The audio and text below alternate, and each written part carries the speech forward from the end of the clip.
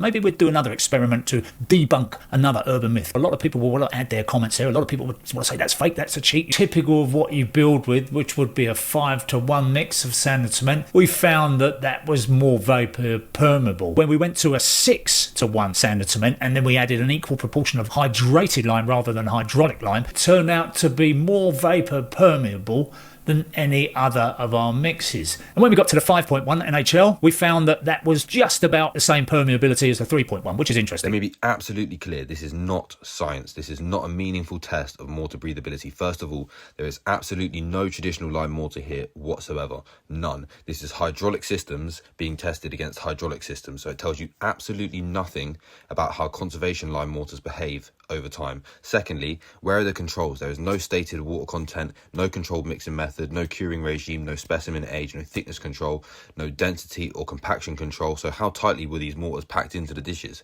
Because that alone completely changes the vapor movement. Thirdly, there's single samples, there's no repeats, no averages, no margin for error. Fourth, the seal. If the seal around the cup isn't absolutely consistent, then you're not measuring vapor through the mortar, you're measuring leakage. Fifth, the materials.